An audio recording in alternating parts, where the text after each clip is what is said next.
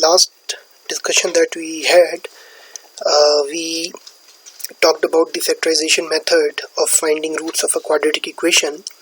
Now, in this particular session, we'll be discussing the Sridharacharya formula, which is another method to find the roots of a quadratic equation. Now, what is the advantage of Sridharacharya formula over the factorization method? See, factorization method is not going to help you. First, it is going to be a time consuming method, so it is going to take a lot of your time, and secondly, it is not going to help you if the roots are in the form of very complicated numbers. For example, if the root is, let's say, 1.745, then the factorization method is not going to help you out. But when you use the Sridharacharya formula, you can even find out such kind of roots. So that is the advantage of Sridharacharya formula over the factorization method.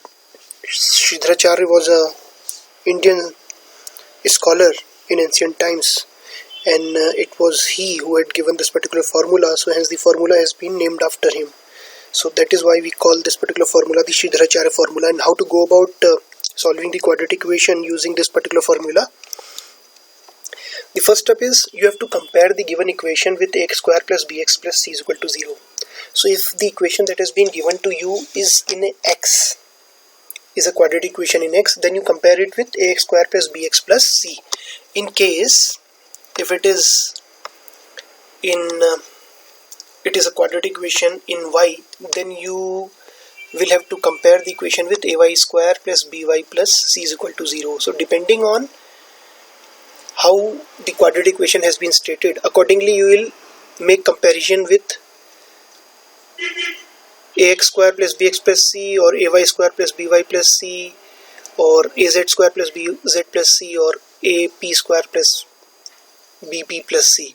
Depending on the variable in which the quadratic equation has been given, you will be using the comparison equation also.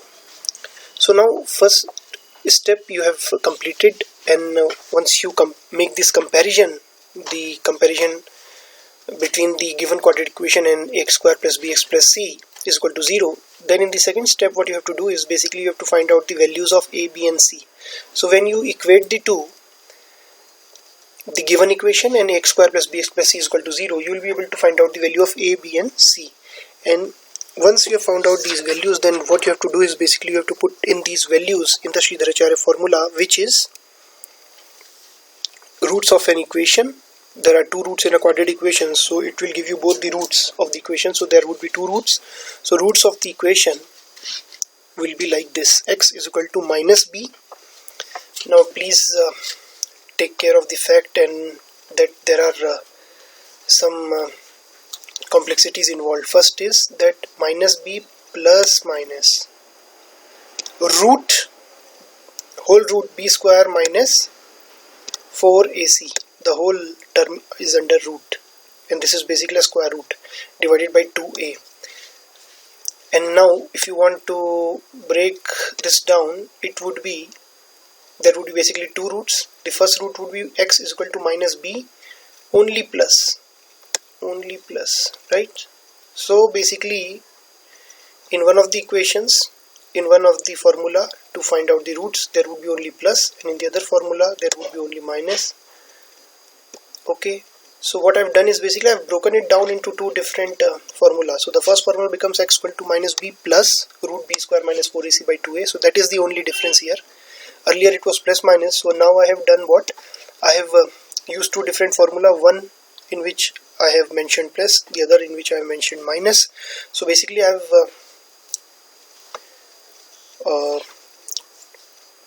come up with two different formula for this same formula that was there in the Sridharacharya equation.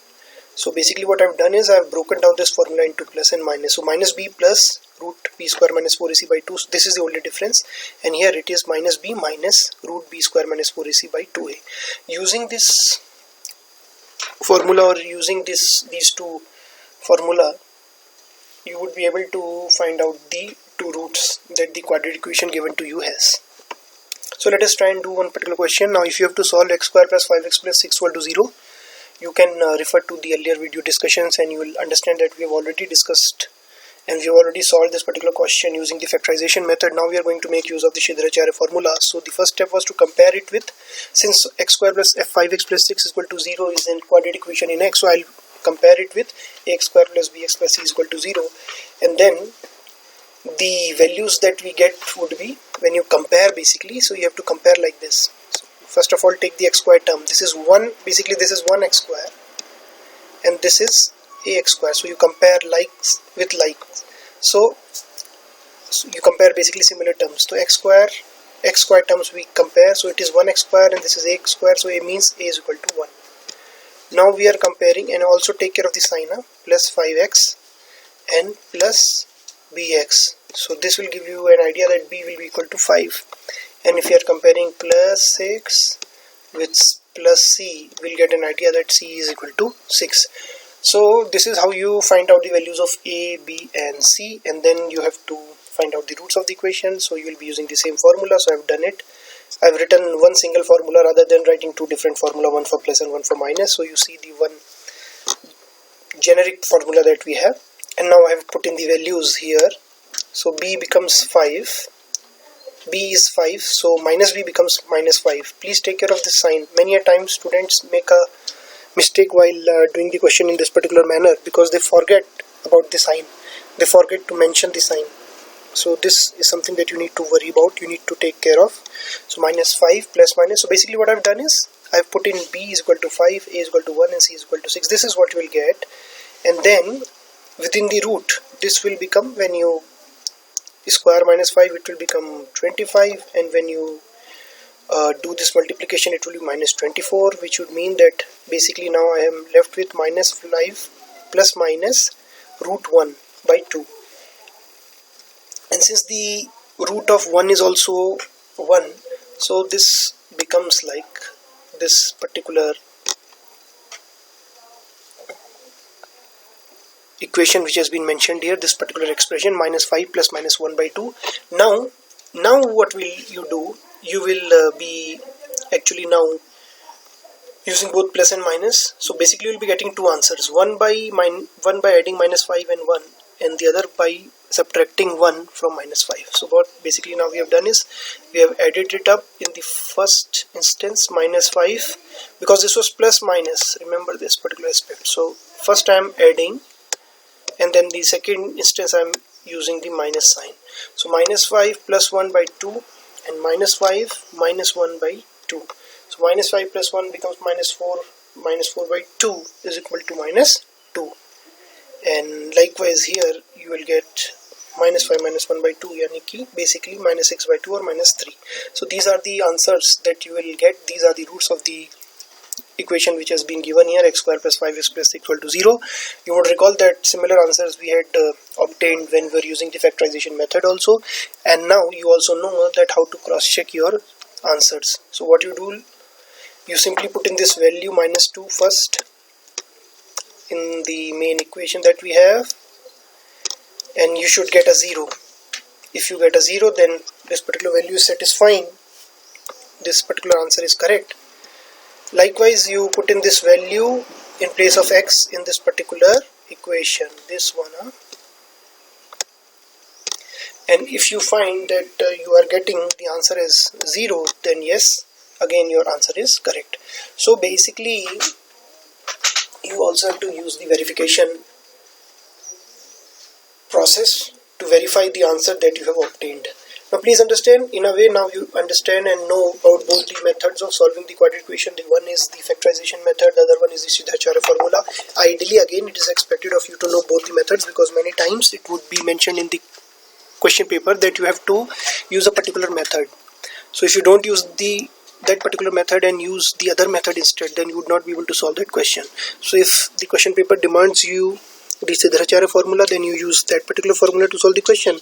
If it asks you to use factorization to find out the roots of an equation, then go for that. Is this understood? So now let us take up one more example so that you are clearer about the whole concept, and let us take a slightly different example. Why I have taken up this example deliberately? Because there is a minus sign involved, and I want you to know that minus or plus whatever sign accompanies a particular term, that also has to be included in the calculation. So again we'll be comparing. This is basically an equation in x, so we'll be comparing again with x square plus bx plus c. And when we compare, I told you we compare like with like, which means we compare similar terms. So we compare the x squared terms, and you find that a has to be plus 6. A has got to be plus 6. No symbol here means it is plus. If it is negative, then there would be certainly a symbol here. Then let us compare minus 49x with bx plus bx, and you find that x will cancel out and the value of b will be equal to minus 49. Then let us compare the last term without any x or with x raised to power 0. I had discussed this aspect earlier also. This is the term without any x or x raised to power 0, because x raised to power 0 is equal to 1. So now we compare this with plus c, and we get c is equal to 98. So now we have all our values with us. A is equal to 6, b is equal to minus 49, and c is equal to 98. Again, you use the same Sridharacharya formula that you have, but only thing that you need to bear in your mind is that this time what has happened is b is not a positive integer, it is basically a negative integer. It is basically a negative number, minus 49. So that is something that you have to be especially cautious of while trying to solve the question. So this is the generic formula that we have. So we'll use this particular generic formula for a little while, and then we'll split it off. So here b becomes minus 49. The minus sign which was originally there in the formula remains outside, while b is basically minus 49, and minus minus will cancel each other out, and then you will have 49. Likewise, you will put in the values here. B square will become minus 49 whole square and minus 4ac. When you put up these values in this particular equation, this is what you will be getting: 49 plus minus root 49 divided by 12, which is basically 49 plus minus 7 by 2 when you try to take out 49 from the square root. And then in the first go you use the addition symbol, and in the second go you use the subtraction symbol. And when you do this, now you will get these results: 56 by 12, 42 by 12, and ultimately the answer that you will get is 14 by 3 and 7 by 2. Now remember that this is the same answer which you had obtained by using the factorization method. So whatever method you use, it hardly makes any difference. The answer would still be the same, but don't forget to cross check your answer by putting in the values in the equation, the way we had discussed in the earlier discussions also. So now, since you know Sridharacharya formula, the task for you would be now to attempt all the questions that I had assigned to you in my earlier discussions using the Sridharacharya formula, and find out whether you are getting the same answer as you are getting in the factorization method. For those of you who don't remember the last time I gave you some questions, I am giving you this particular slide again. So now you have to do these questions. This is one. You can pause the slide here, note down the question, and apart from that you also have to do all these questions that we have discussed using the factorization method. Sorry, this one is first one, this we already have discussed. Now this one is the second one, so do discuss this one: x square plus 13x. Solve this using the Sridharacharya formula. Then this one also, you can pause your video and take down the question. This I have already mentioned, you'll have to do. Then this question, this one, and this one. So you'll have to basically do, there are around 11 questions that you'll have to attempt. So what is expected of you to is please attempt these questions so that you perform well in the test, which is going to take place very